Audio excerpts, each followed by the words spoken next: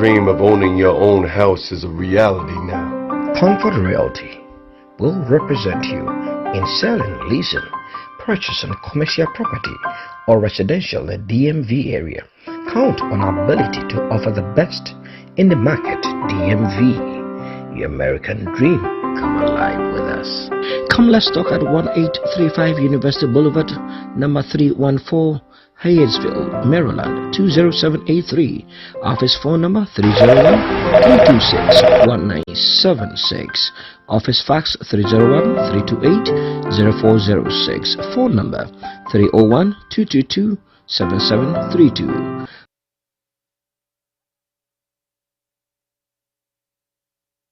A wonderful day to talk about singleness and to talk about a lot of different aspects about singleness. And this particular episode, we're going to be talking about the loneliness part of singleness. And we have two very beautiful guests here to talk about their experiences and their advice on loneliness. However, I'd also like to point out this lady over here who hasn't been on here for a while, my co-host, Priscilla. Akosiadapa. Excuse me. Whatever she called herself. It's like, whoa, okay. It's like, okay. It's like I'm feeling away. I'm feeling away because it's been a while.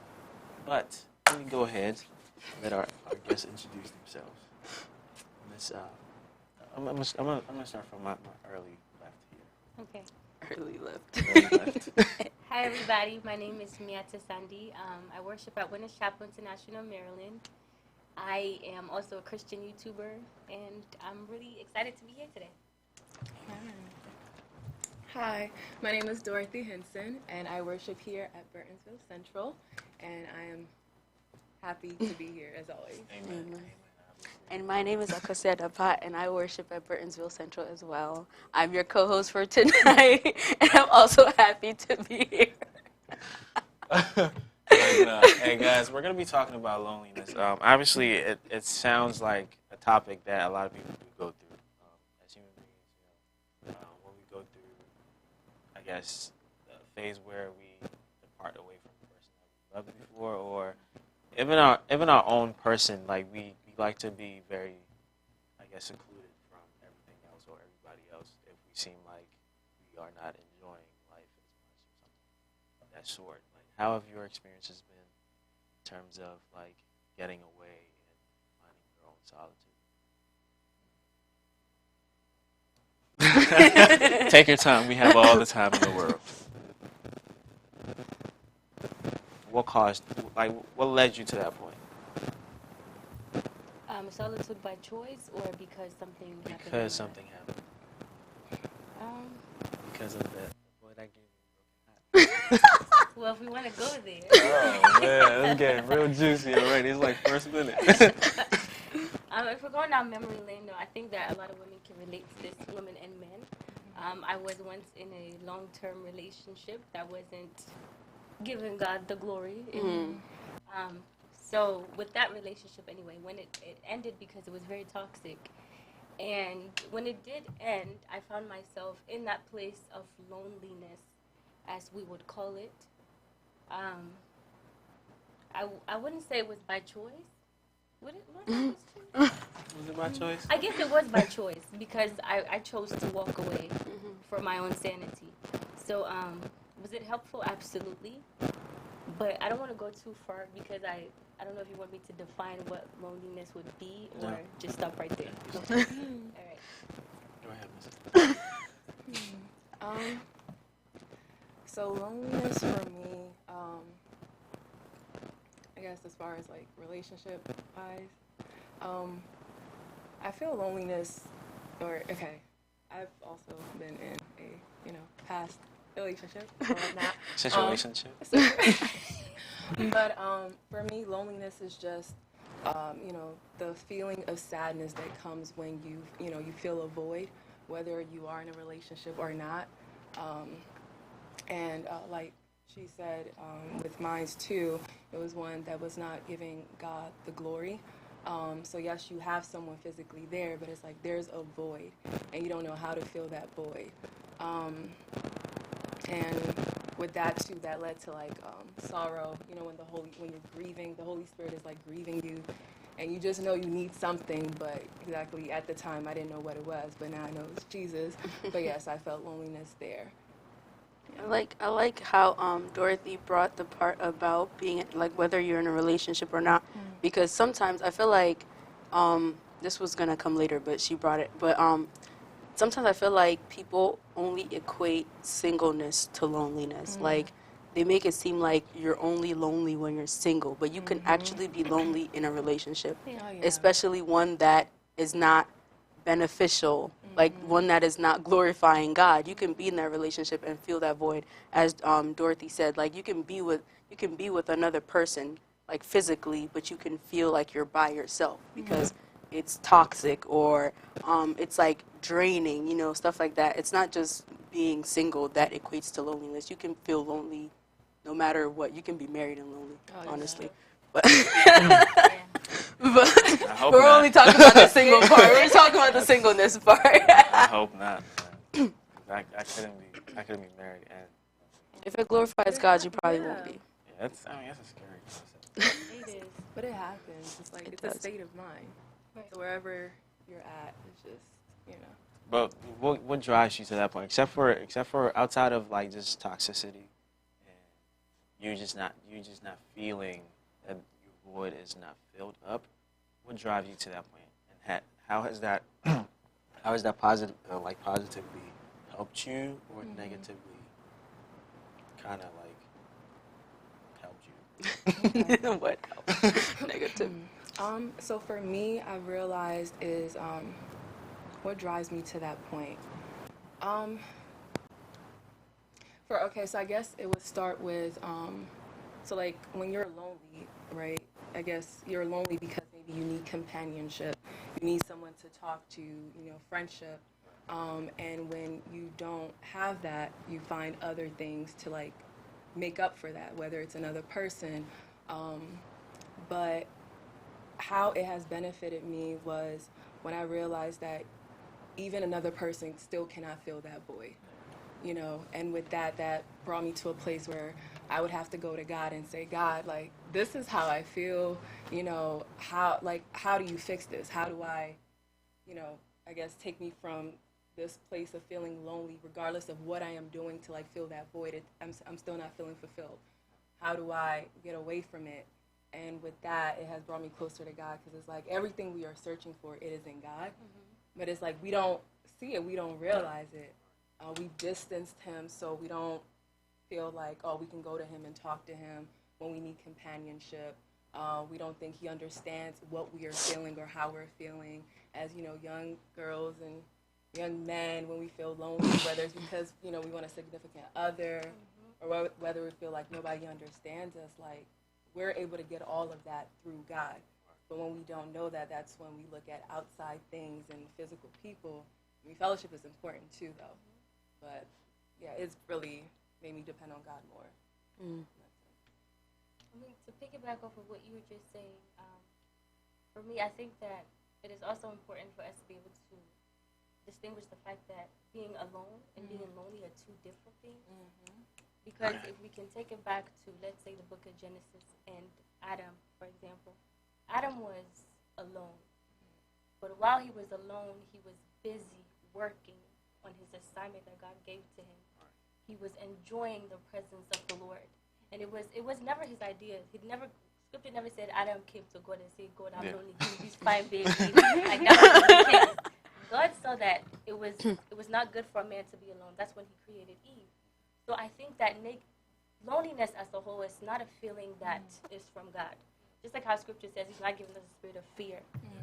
I think that loneliness is something that the devil brings in that keeps people bound. And we have to get to the point where we're not comfortable with loneliness. You have to be able to speak to yourself and say, this is not of God. For me to feel this way, it's not of God. So how do I get to that place of loneliness? I think some of it would be from my past experience where I'm looking for validation from other people. I'm looking for a man to tell me I'm beautiful today. Or, I'm just being honest. I'm just being Tomorrow too. And then also, like, when you're idle, when your mind is idle, you don't have anything to do. You're not involved in any service units or in strong connection to community. Then you find yourself being alone. Because I've heard people say, "I'm in a room full of people, yet still I feel lonely." So it's a valid emotion, but something that we should not be comfortable with.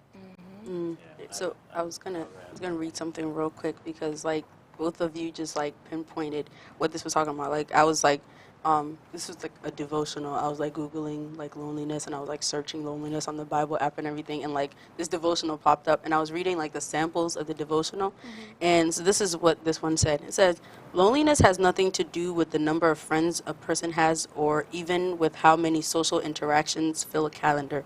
Researchers have discovered that loneliness stems from a disconnection between a person's expectations for how relationships are to be and the reality of those relationships. When there is an increase in relational dissatisfaction, whether with a marriage partner, children, friends, co-workers, family, romantic relationships, or others, the effects of loneliness set in. So it's like, it's not, you can, like we said before, you can be with, so you can have a lot of friends, you can have a lot of family members, you can literally be in a room full of people and you would still feel lonely. And it's not because there's nobody around you, but it's because it's like a mindset, as one of you had mentioned, it's a mindset because you're expecting something and you're not getting that expectation, so you're dissatisfied, and that makes you lonely. Because you can be alone and not feel lonely. You can be by yourself and you can be perfectly fine. But then you can be with a whole bunch of people and you feel like, oh, I'm lonely because you're not getting what you're expecting from where you are. I just wanted to point that out. Exactly. I feel like it's also like extra baggage. It's like one of those things where you just carry around from that ex relationship to the next relationship. You're still trying to find yourself, like in between those switches where you're like maybe he may give me that, or maybe she may give me that, But at the end of the day, if you really think about it, like as human beings, there's no human being has ever felt a void as big as we try to find. Like nobody else has done that unless you find that one passion, God given, nothing else, God given, that literally just keeps you going. You're always going to keep searching but not finding. I feel like even what you were saying, like even with that one passion, you can find that God-given passion, but if you do not have that God, there's still a void. Yeah. So it's definitely. I wanted to, you pointed out in the book of Genesis how Adam was like at the start, at the beginning, that he was in solitude. So solitude, loneliness. How would you distinguish those? And there's one positive and there's the other negative. Solitude, for me, is a state where I'm not oblivious to the fact that I don't have a boyfriend. I know that. But at the same time, we have to find joy in herself. I'm not looking for anybody to make me happy. Solitude in a sense where I'm comfortable with myself. And I'm not walking around like I need somebody to complete me. No, because I think that in our generation we have this thing where we're like, yes, my husband is going to complete me. He's my other half. Nowhere in Scripture did God say that God is a half. He said we're created in His image and His likeness. My God is whole, so therefore I'm whole. So even in my in the state of solitude where I am physically by myself, I still find fulfillment in me because I'm comfortable with myself. I know who I am and whose I am. So I think, I don't know if I'm answering your question, but so yeah, that's for me is solitude. That point of peace within myself where I don't need anybody to validate me. Maybe you could get the part where there's one negative and the other one positive. I think solitude is just the state, right, of being alone. And I feel like you have to choose the kind of attitude that you have towards that state of being by yourself. So if you look at it positively, you're single, you're at peace of, being by yourself. That's when you can find out who you truly are, find out who God is to you. You learn more about yourself, you explore. Right. So yeah, you can have a positive view with solitude. Whereas with loneliness, I feel like it's solitude with a negative viewpoint attached to it. Yes. So once you get to loneliness, now it's like all the negative thoughts. I don't have a man. I don't have this. I don't have that. Everybody's getting married, you know. So yes, loneliness is negative because it comes with this sad emotions attached with the state of being by yourself. Whereas solitude, if you just have a positive outlook on it, you enjoy life. Yes. And I want to say that I feel like solitude can also be, what is that word? Intentional. Like you can actually choose to be alone, whereas loneliness is like this thing that the enemy is like implanting, like he's like implanting something in you, like you don't have this, you don't have that, you don't have this. Look at them, they have this and you don't. And then that starts to make you think. I feel like if you you can plan, you can set time to be alone. Like you can have quiet time with God alone. You can go for a bike ride alone. You can go to the movies alone. You can, you can go to dinner alone. You can have self-care. Like you can do a lot of things alone. But then once that the enemy starts putting these things in your head that, oh, like you let's say you go for a bike ride alone and you see a couple riding their bike. Oh, look, you don't have a man, type of thing. And then you start to feel that. Whereas, like, if you were, like, both ladies were saying, if you know who you are and whose you are, and you know your identity in Christ, even in your singleness, you can be riding your bike and you'll see a couple and you'll just be like, oh, that's cute, and you keep it moving, right? Because you choose to be this way, and you know what this means to you. It gives you a time to learn about yourself. I remember a few years ago I had gotten out of a relationship, and during that time, I was just like, at first it was lonely because, in my mind, I was like, oh man, like I'm not with this person anymore. And I think it was also because before I had built my whole person behind this person. So it was like, and this was what people used to say actually, if you saw him, you saw me. If you saw me, you saw him. It was like we were always like this, that once that relationship ended, I didn't really know what to do with myself. Wow. So then that's when I got to the point of loneliness, because at that time, I hadn't really gotten anywhere with my relationship with God yet, right? So I kind of built my identity around this guy, and now we're not together anymore. So, and also like I didn't have a car at that time too. So this person was the one that was like, he would take me to school, bring me home, like, all these different things. So like now I'm like stuck in the house. I don't do anything. I don't go anywhere. I'm just, at home.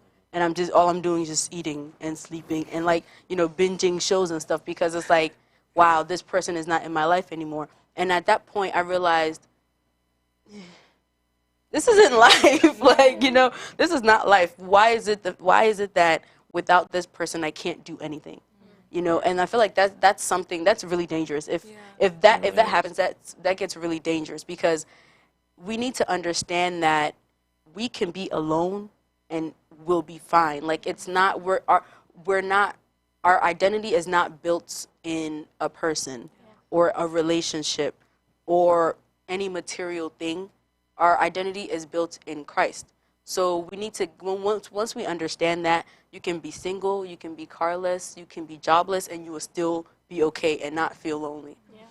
Yeah. Most definitely, because not having an awareness of self is kind of like what are you doing? Yeah. Like what do you do after that one person who made you whole? Like finally just says, hey, it's over. Like, what is next for you? So you have to have that identity that kind of makes you who you are.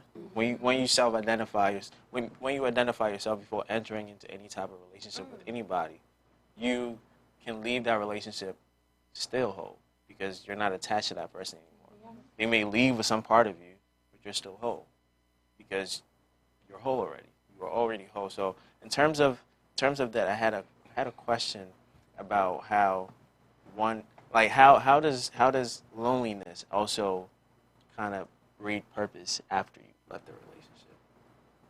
Because solitude can breed purpose, but how does loneliness also breed purpose? Because there has to be, it can't all be negative with loneliness. Yeah. Loneliness can lead to like solitude. It can lead to that. So how does you basically secluding yourself you know, finding that out of all the sorrow, the you know, just out there, just oh my God, just beaten down, you know, emotionally. How do you sustain and find purpose out of that? I think I want to take that real quick, even though I'm a co-host on the podcast. But yeah, I'm going to take this real quick. So back to that relationship that I had mentioned before. Basically, before the relationship ended, I had met like a few people, a few God-fearing people that would always like try to invite me to like Bible study and all this stuff, right? And I would always be like, no, I'm not gonna go. No, I'm not gonna go. So after this relationship, and I found myself lonely and in solitude. I mean, I distanced myself from people as well after the relationship because almost everybody knew that I was in a relationship with this person. So anytime I went anywhere, somebody was always asking, how's," and I'm just like, why are you asking me? Go ask the person how he is, like, what, you know? And then, like, you know, I always had to explain, oh, we broke up. Oh my gosh, why? You know, so like with that, I kind of distanced myself from people. So first of all, I was lonely, and now I put myself in solitude. So now I'm in lonely solitude, right? And it got to that point where like I saw myself kind of drowning in that loneliness. It got to a point like I started getting depressed and all that. But then those friends still kept reaching out to me. Hey, you want to go to Bible study? Hey, you want to do this? Hey, you want to do that? And then one of those, like, you know, I accepted one time and I went to Bible study. I went to FNF and I went to all these different events with them. And then I saw myself coming out of that solitude, right? I saw myself coming, and then as I'm doing this and I'm like getting to know God more, and I'm realizing, yo, my relationship with God isn't all that. Like, you know, I need to fix this. So then I'm like, okay, working on my relationship with God, this feeling of loneliness is going away. I'm like taking myself out of this like self given or whatever solitude. So like, you know, all of that started kind of sliding away because of, well, this was mainly because of those friends that were like, that kept reaching out to me. Hey, let's do this. Hey, let's do this. Hey, let's do this. And then later on, I found myself being more active in Bible study, even became like the president of like the ministry at school and stuff like that. And I was just like, whoa, where did all this come from? Like, you know, and like with all of that, I was learning about myself. So even after the relationship and everything, even, like I was single for years after that, right? And through all of that, I was learning about myself, you know, learning about myself with God. Like, okay, what I like, what I don't like, what I'm willing to put up with, what I'm not willing to put up with, what are things that are gonna raise red flags for me, what are, like, you know, what is this and what is this, and all this while I remember back like a few years ago, they used to always tell us, pray about your husband, pray about your husband. I never did that. I was like, I don't have time. I have time. So it wasn't until then that I actually started praying about my husband. I'm like, okay, God, this is what I want. Like, I write down a list and this and this and this and this. It's funny because God has a sense of humor. He gave me something else, but we'll get to that later. But like, you know, I would pray like, okay, God, this is what I want. This is what I want. This is what I want. This is what I want.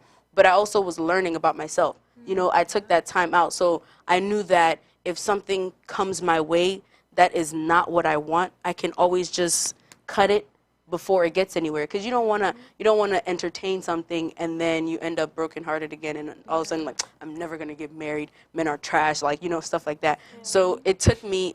I feel like it took me to get to like that very lonely, depressed place for me to realize that I don't belong here, and then try to get myself out and like actually reach out to the hands that were reaching out to me.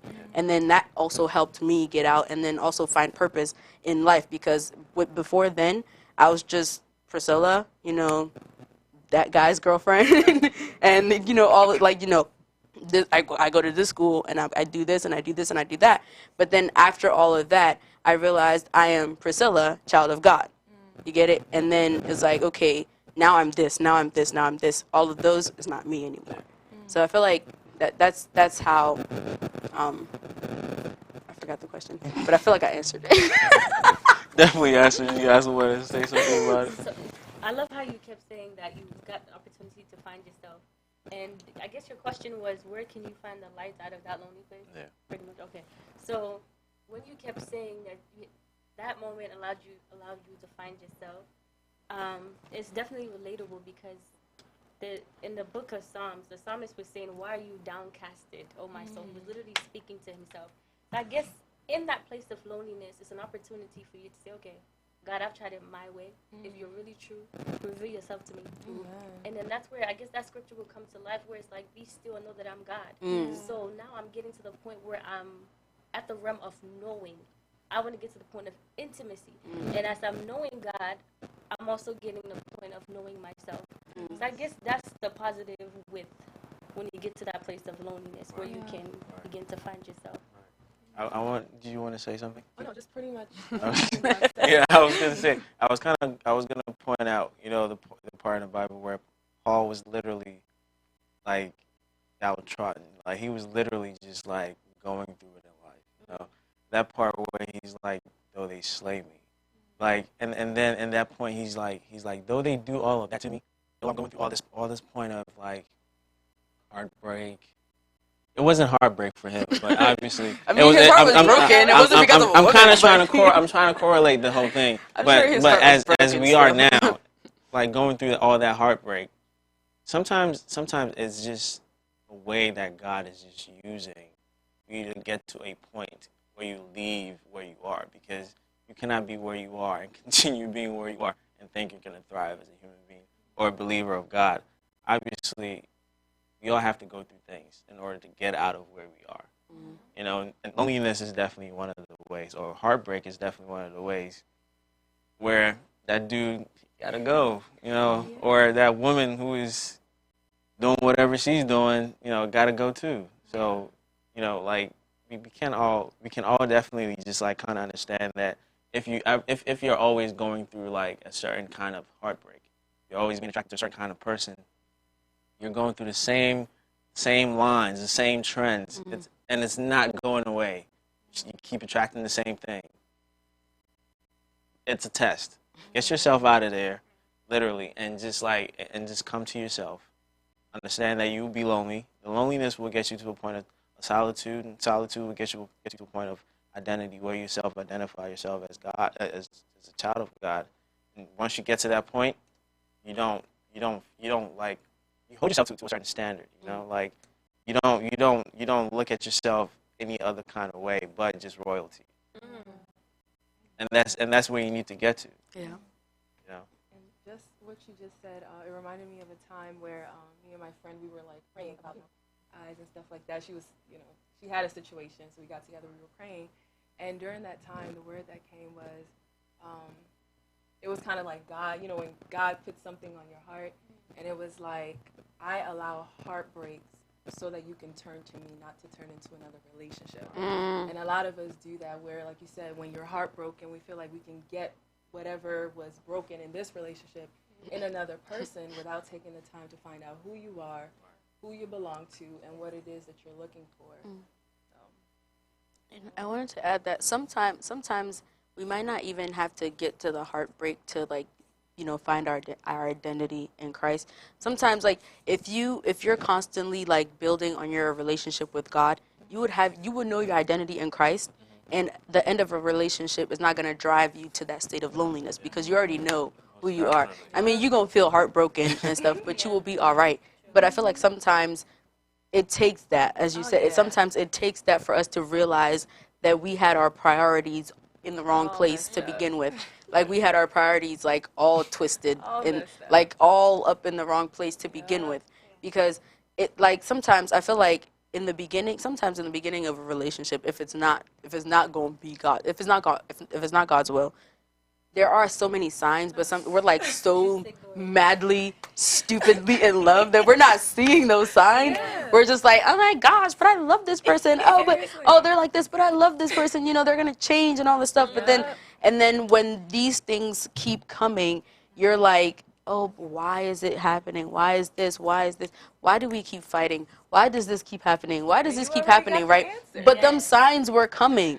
And now that you're in the relationship and these things keep coming up, the signs keep coming. But sometimes we be really dumb, and we hold on for so long until that heartbreak comes, and then we're depressed, and then we turn to God. The whole time he was telling us he was going in the wrong direction to begin with. Seriously, it's like driving through a stop sign? What is it, stop sign or a red light or whatever? You just keep going.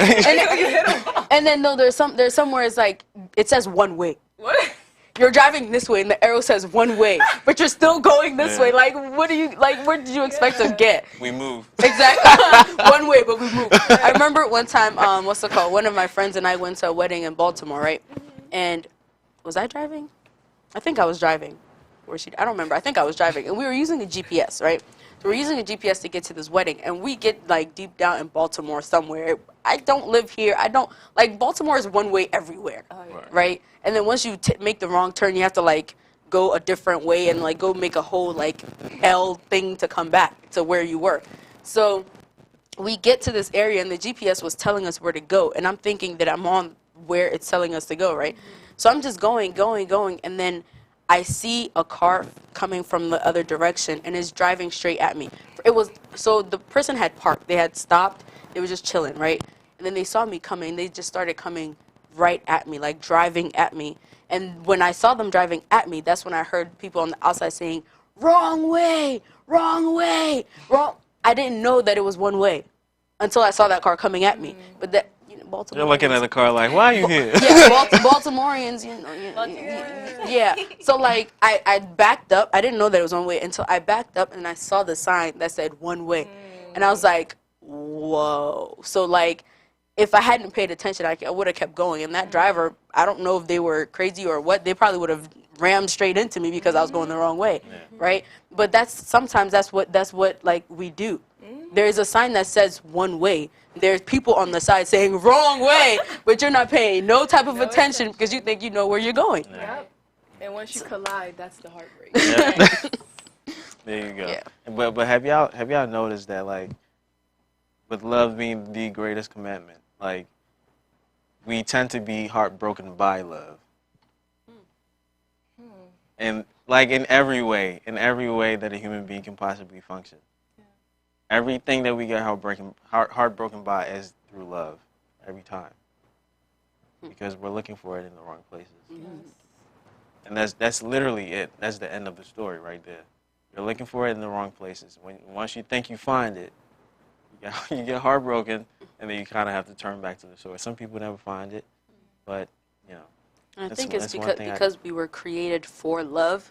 So that's why we're always trying to find it somewhere. Yeah. We're created for love, but we don't pay attention to, like, we don't try to figure out, oh, where can we get it from? Instead of trying to find it, we should probably try to figure out where it's from before we try to go find it. Because sometimes we just get on the road.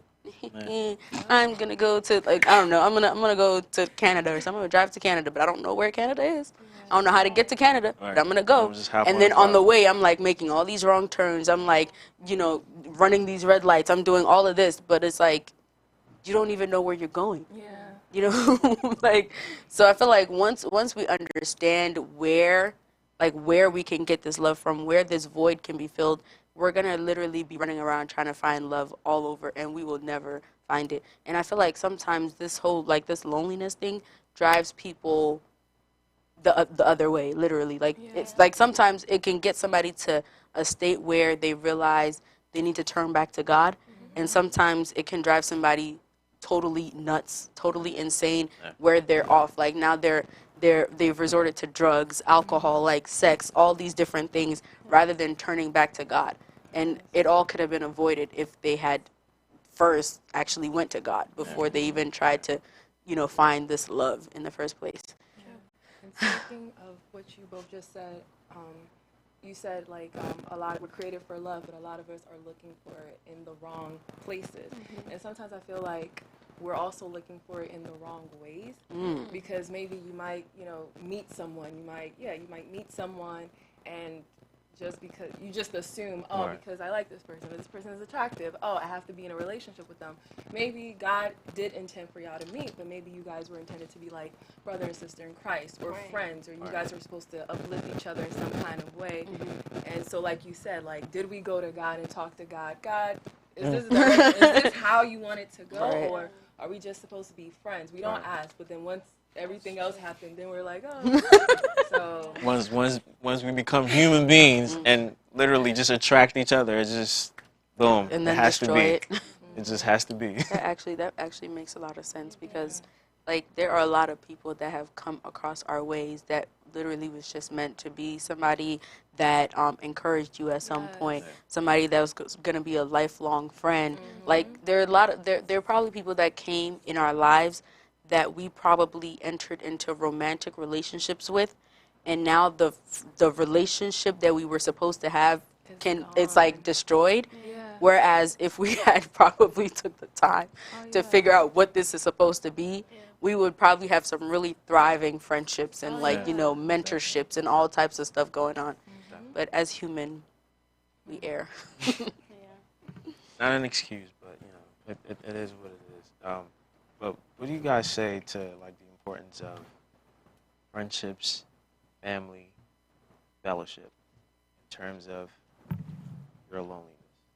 They play a big role. Oh yeah. I would say because church as a whole is a community, and there's a reason why scripture, you know, scripture says for us to not forsake the gathering of the brethren for so many reasons. Church uplifts you spiritually. If you have people who are able to tell you the truth to your face, you know, you don't have a yes man around you. You don't have sinning. You're encouraging me to sin, but no. Like you're pulling me aside, saying, "Miata, what you're doing is not right. He is not right for you." Yeah, I'm not gonna like be receptive immediately. You know, I'm gonna be stubborn, hard-headed, like most of us. But yeah, that's what community of family members and the body of Christ is for. That's why it's so important for us to have genuine connections with people and strong connections at that, not just surface level, where people don't tell you what you need to hear. So yeah, when I think of fellowship, it's just what is it, like a friendly gathering of people with like, you know, interests. So church, definitely one. Friends who are, you know, most likely either single or either on the verge of getting married or so. If they're single, they've been through it. And if they're about to get married, you know, they've also been been through it. it. They've also been through it. So, and because it's like a mindset thing, it's easier said than done. Like, you know the state you're in, but it's sometimes it's easier to stay in that state than it is to like take all your energy to try to be positive about the situation. So it's good to fellowship with friends, talk to them, you know, pray for you, and yeah. Yeah, I think it's very important as well. Like as I said before, my single lonely story. Like if those people weren't constantly like reaching out to me, I would have like kept myself still in that like lonely solitude. But because they kept reaching out, like hey, let's do this, hey, let's do that, hey, let's do this, I was able to when I realized what I was doing wrong, I was able to reach out and grab those hands and like actually leave this place of lonely solitude. So I feel like fellowship plays a really good part in this like single life, like times when you feel lonely, because it doesn't even have to get to the point where you're lonely. You can literally just have this fellowship, like you can have people around you that speak life into you consistently. You can have people around you that you share interests with. You can do different activities and stuff with, so that you're not always by yourself, so that the enemy doesn't put this feeling of loneliness in you. Because if you're always, because like the enemy tries to get you when you're by yourself. Yeah. If you're always by yourself, the enemy tries to get you, and then that's when and then sometimes like when he gets you and you're by yourself, you dig yourself deeper by yourself. Like you try to stay away from everybody else because you're feeling this type of way. Whereas if you're always involving yourself with people of like minds, fellow believers and stuff, they're always going to be speaking life into you. They're always going to be doing different things. We have our friends where like they're like, hey guys, let's go do this, let's go do that, let's go do this. Them and like Buffalo Wild Wings all the time. Corona now, so you guys can't do that. But like there's always we gonna make something shake. Yeah. there's always like some type of like activity. Somebody's always trying to plan something to get people like involved, people doing other things, so that we're not always by ourselves. And then like we also have like different like group chats where like you can literally just, hey guys, I'm feeling this way or that way. Can you pray for me? Like different things like that. And like like it's just literally it helps uplift you. It helps keep you sane. It helps to keep you from feeling lonely even before that that time. Because if you allow yourself to always be by yourself and keep away from like fellowship and stuff like that, the enemy is gonna get you, and he's gonna get you hard. Yes. Yeah. That reminds me, I was talking to my friend the other day, and she was saying, what did she say? She said something along the lines of, when you have nothing to do, the enemy will give you something to do. Mm-hmm. So even with how you go about every day, like if you're always isolated, you know, the enemy will start giving you thoughts, and that those thoughts will easily transform into you feeling lonely about everything in your life. So I had this follow up for you guys though. In terms of in terms of trying to find that that purpose, or trying to find your sense of purpose, your loneliness. Did I just lose that question? But our sister Miata kind of brought up a topic of like why we should not forsake like the gathering of the brethren, because one of the reasons was to confide in each other. But when you're so vulnerable, when you're so heartbroken, most of us do not want to confide. Mm-hmm. Very true. And so, you being as stubborn as you are, how did you get past that moment?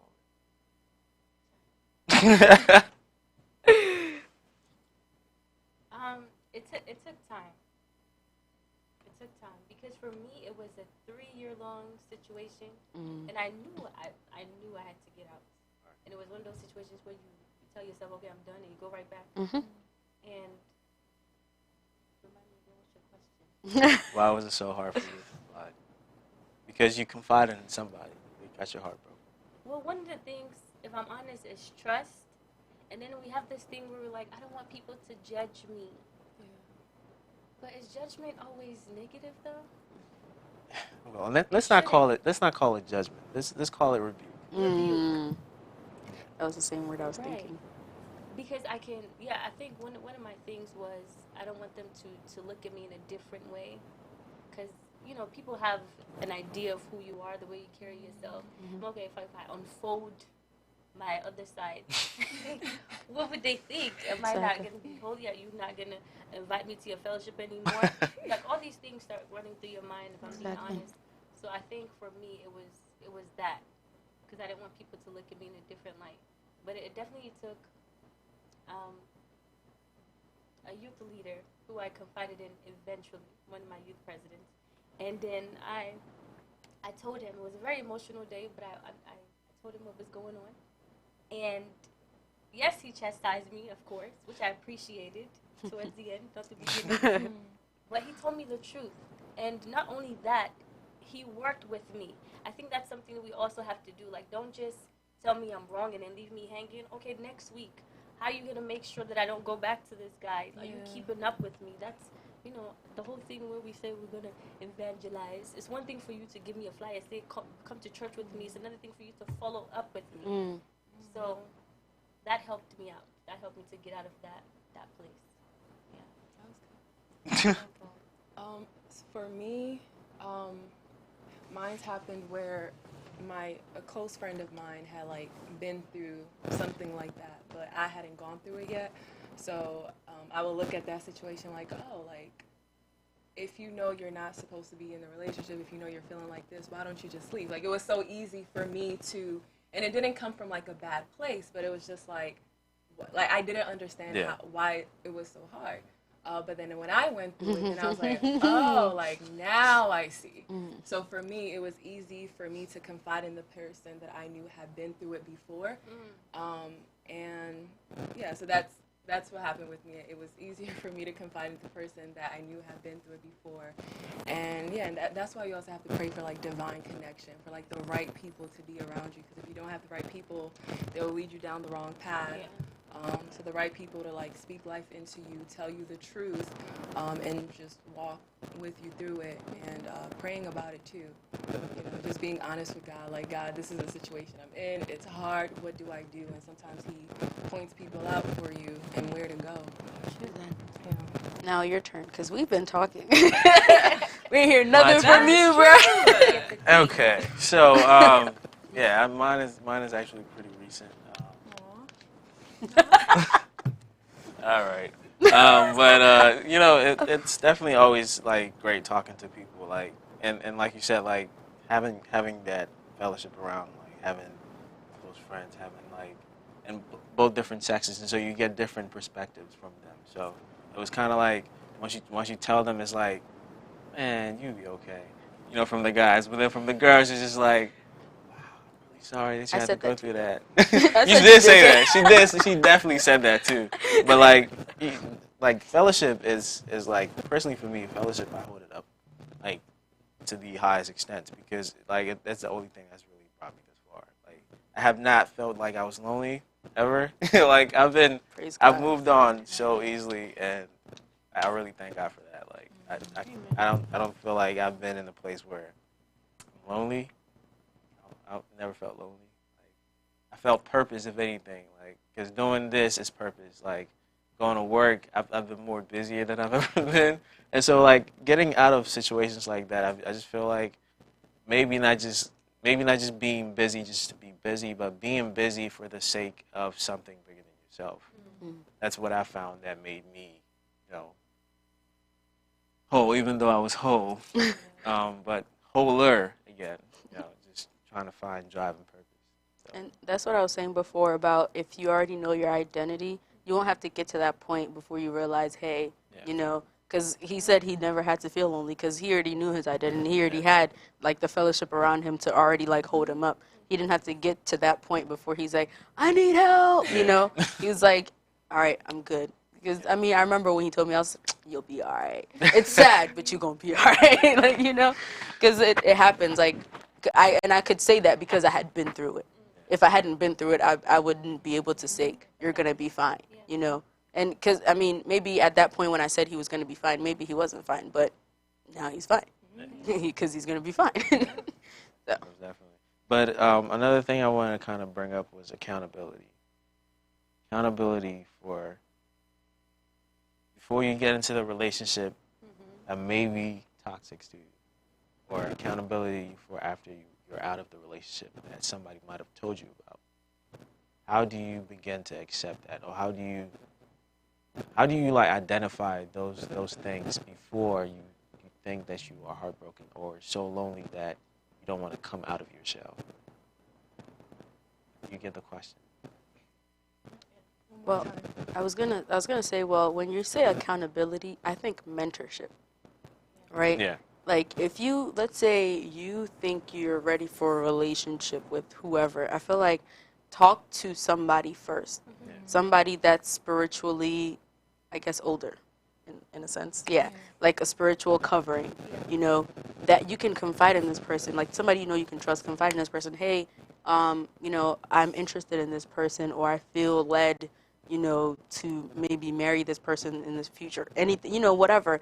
Talk to this person, and then have this person like, you know, pray with you about it Right. before you can even think about letting the other person know, hey, I'm interested in you, or anything like that.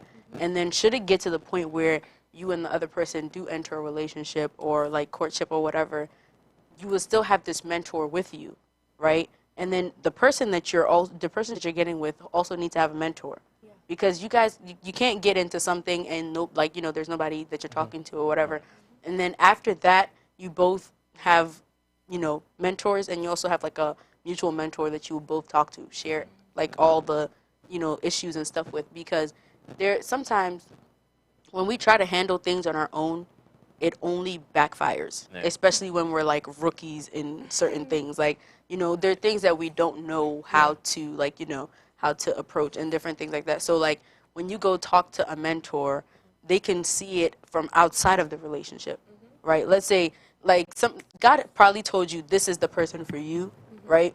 And then, okay, so you both agree that God has told you this, like, this relationship is, you know, is from him, is gonna glorify him and all that stuff. But then you'll get to like maybe a bump on the road, and you feel like, oh, maybe this isn't God anymore because there's a bump in the road. But if you have mentors and you go to the mentor and you're like, okay, it's this and this is what's happening, you know, explain it, they see it from outside of what's actually going on, and they can give you like an overview. They can listen to your side, their side, and give you an overview, rather than if I just go to my friend. You know, if I tell my friend, hey, this is what's happening, they're going to be like, leave that relationship. Right. You know, because they only hear my side. They only know what I'm, like, you know, Yeah, what's it's happening. biased, It's yeah. like, yeah, it's biased. Or if they went to their friend. But if you have that spiritual covering, somebody that you can go to, it like that person can help, or those people can help you, like, in different situations, so that you're not facing it alone. Because it's times like that, like, you can be in a relationship and it can be a relationship that is of God, that is glorifying God. It's just bumps on the road, and then you start to feel lonely because, oh, maybe we're not agreeing on certain things, or this is not going the way I expected it to go. So then you start feeling lonely. But if you were to talk to somebody on the outside, a spiritual covering on the outside, they can help you get through that, where then you wouldn't be alone, you know? If that made sense. Yeah. That answered your question. She definitely answered the question, because now it was not a question anymore because it's been answered. But our last question is, for somebody who might have, or who is going through this period of loneliness, what is your advice for such? How to thrive through that loneliness? I would go back to the beginning. I would reassure the person that the feeling of loneliness does not come from God. And it's not something that you should entertain in the first place. I would encourage that person to dive into the Word, discover who God is. That way you can know who you are. Find happiness and joy in yourself where you're not looking for people to make you happy. And never utter out of your mouth that I'm not complete. Because Scripture says that we're made complete in Christ Jesus. So your completeness is not going to be found in that next woman or that next girl. But you're going to go into that relationship as a whole, as a helpmeet, or as a man who is going to love you the way Christ intended for him to love you. So that's what I would say. That loneliness is really a state of mind. It's not reality. So you do have the power to overcome it. First, being honest with exactly how you're feeling, taking it to God and just cry it out to God and talk to Him, and He will direct your steps. Fellowship with people, friends, church, and just using the word to rebuke every thought that the enemy keeps putting in your mind. And just living life, because again, if you don't have nothing to do, the enemy will find something for you to do. And to add on to all that, yes, all of that is very important. Go to God, have fellowship, all that. Know that it's a state of mind, and it's not from God. But also know that you're gonna be all right. Like it's not the end of the world. You're not gonna die. You will be all right. I promise you. Definitely find yourself influencing society, and don't let society influence you, because now there's like a movement of antisocial people who are like I find solitude in my loneliness, but loneliness is definitely something you don't want to become lonely, because it breeds a whole bunch of things. It breeds like mental instability. It breeds a lot of sicknesses actually too. So get yourself out of that place and go back to God. Go back to the source. And guys, this is the end of our show today. This has been an amazing show, because we've definitely talked about a lot. I didn't say much. Next time. We got our ladies and our co-host to talk. So I just want to thank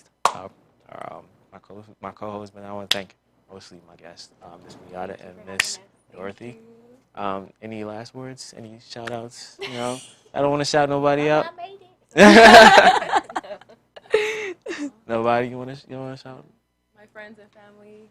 Hi. It was recently her birthday, Miss Dorothy's birthday. birthday. Thank you. Happy belated.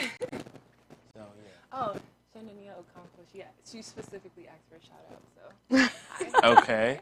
Shania Okonkwo. I hope I said it right. I'm pretty sure you said it wrong. But it's okay. It's okay. But this is the end of our show, guys. And I just want to thank everybody who has been a part of this. My team, obviously. Our technicians in the back. Our Pastor Elvis Boateng, our national head. Still learning names. Our regional head, I'm still learning names. But keep going. But I thank all of them, because they definitely they help sponsor these things, and so I thank them for seeing the drive in us and seeing potential in us for us to do these things, and so for us to actually talk about things that we do go through in a godly manner, for us to advise people who are going through it. But to end it all, it was a great show, and we'll catch you next. We have a wonderful show coming next week as well, so stay tuned. See ya. The American dream of owning your own house is a reality now. Comfort Realty will represent you in selling, leasing, purchasing commercial property or residential in the DMV area. Count on our ability to offer the best in the market. DMV, your American dream come alive with us. Come, let's talk at 1835 University Boulevard, number 314, Hyattsville, Maryland 20783. Office phone number 301-326-1976. Office fax 301-328-0406. Phone number 301-222-7732.